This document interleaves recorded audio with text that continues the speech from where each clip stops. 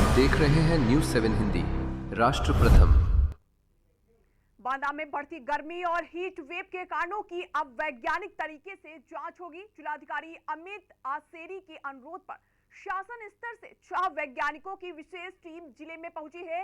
ये team remote sensing तकनीक, satellite चित्रों और मौसम संबंधी आंकड़ों के जरिए हीट वेव, जमीन के तापमान, हरियाली और जल स्रोतों की स्थिति का अध्ययन करेगी। अधिकारियों का कहना है कि इस रिपोर्ट के आधार पर हीट एक्शन प्लान तैयार किया जाएगा, जो पूरे बुंदेलखंड के लिए एक मॉडल साबित हो सकता है।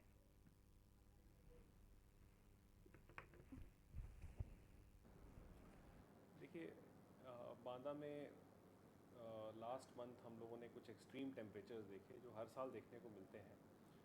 तो इस पे बहुत सारे रीज़न्स जो हैं बिना किसी साइंटिफिक ग्राउंड के बताए जा रहे थे। तो हम लोगों ने डिस्ट्रिक्ट एडमिनिस्ट्रेशन ने, क्योंकि एफ़र्ट्स करने हैं कि हम लोग किस तरीके से इस तापमान को कम करें भविष्य में और किस दिशा में हम लोग एफ़र्ट करें, इस क्रम में हम लोगों ने जो शासन को एक टीम भेजने के लिए कहा था साइंस एंड टेक डिपार्टमेंट को, कि वो हमारे यहाँ के जितने भी हिस्टोरिकल डेटा है और हमारे सैटेलाइट इमेजरीज़ हैं और जितने भी हमारे यहाँ पर अदर साइंटिफिक एरियाज़ हैं जिनको वो एक्सप्लोर करके हमें ये गाइड करें कि जो शासन के द्वारा बहुत सारी स्कीम्स हम लोग चला रहे हैं, तो किस दिशा में हम लोग काम करें तो यहाँ का टेम्परेचर कंटेन हो पाएगा।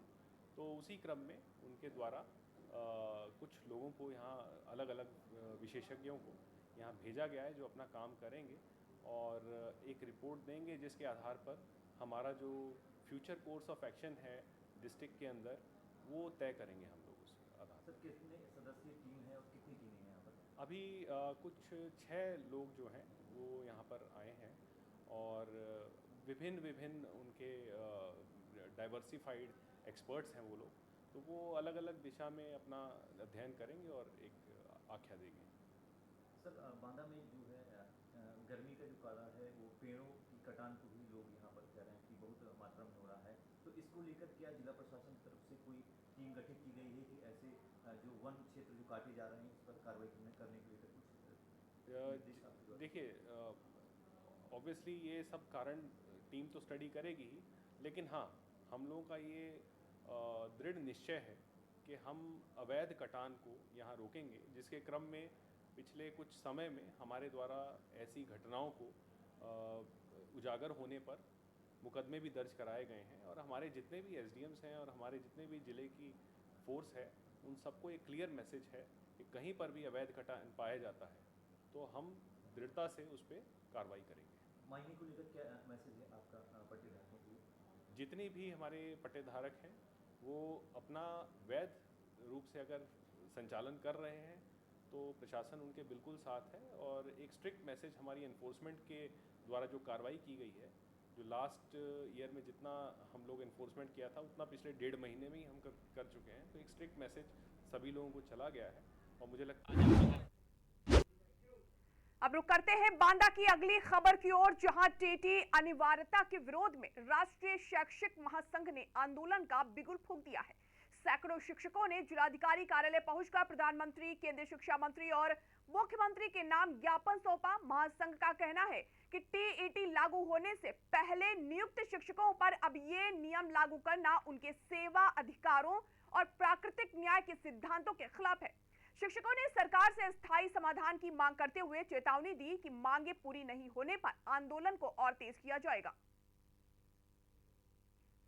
आज आप लोगों का प्रदर्शन था। मैं पंकज सिंह, जिलाध्यक्ष राष्ट्रीय शैक्षिक महासंघ, अखिल भारतीय राष्ट्रीय शैक्षिक महासंघ एवं राष्ट्रीय शैक्षिक महासंघ उत्तर प्रदेश के आह्वान पर जो सुप्रीम कोर्ट ने एक निर्णय दिया 1 सितंबर 2025 को, जिसके तहत समस्त शिक्षकों के लिए टीटी अनिवार्य किया गया। जो टीटी लागू होने के पहले से कार्यरत थे उन पर भी टीटी जबरन थोपी गई।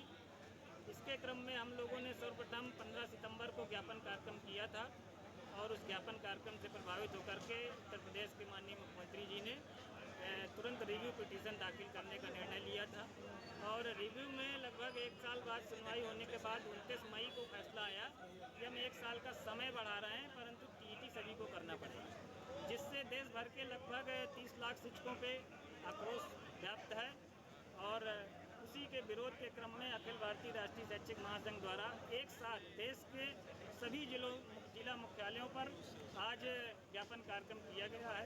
इस ज्ञापन कार्यक्रम से माननीय मुख्यमंत्री जी को संबोधित ज्ञापन है, इसमें केंद्रीय शिक्षा मंत्री जी को है और प्रधानमंत्री जी को संबोधित ज्ञापन है कि संसद में आवश्यक विधायी संशोधन करते हुए सभी अध्यापकों को, पूर्व से नियुक्त अध्यापकों को टीटी प्रकरण से मुक्ति दी जाए।